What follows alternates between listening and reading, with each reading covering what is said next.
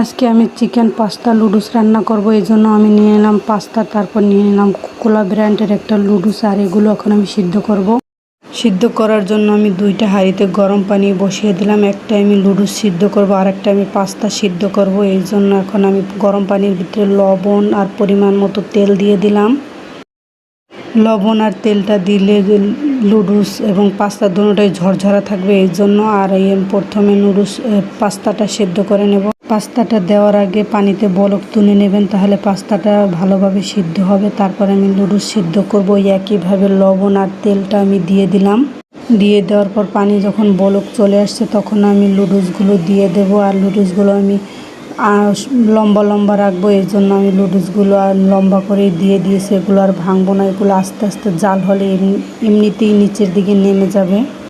লুডুসটা দেওয়ার পরে এই যে আমার পাস্তাটা হয়ে গেছে। এখন আমি পাস্তাটা সেঁকে নেবো, আর এটার সাথে সাথে আমি ঠান্ডা পানি দিয়ে ধুয়ে নেব, তাহলে একদম ঝরঝরা থাকবে।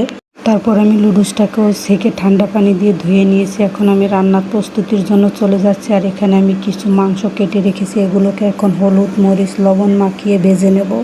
এই তো আমার সব কিছু মাখানো হয়ে গেছে। এখন আমি একটা বড় কড়াই নিয়েছি, এর ভিতরে আমি বেশি পরিমাণে একটু তেল দিয়ে দেব। তেলের পরিমাণটা একটু বেশি নিয়েছি, কারণ আমি এতে মুরগির গোশটা ভাজি করব, সাথে আমি ডিম ভাজি করব। আর ওই তেলের ভিতরেই আমি পাস্তা নুডলসটা রান্না করব। এই তো আমার মাংসটা ভাজি করা হয়ে গেছে, এখন আমি তুলে নেব। তারপর আমি ওই তেলের ভিতরেই দুইটা ডিম ভাজি করে সেগুলো তুলে নেব।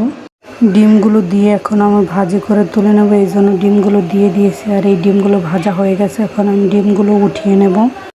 আর এখন সিদ্ধ করা পাস্তাগুলো ওই তেলের ভিতরেই দিয়ে দেবো। আর আমার পাস্তাটা একটু ভেঙে গেছে, কারণ সিদ্ধটা বেশি হয়ে গেছে, এই জন্য।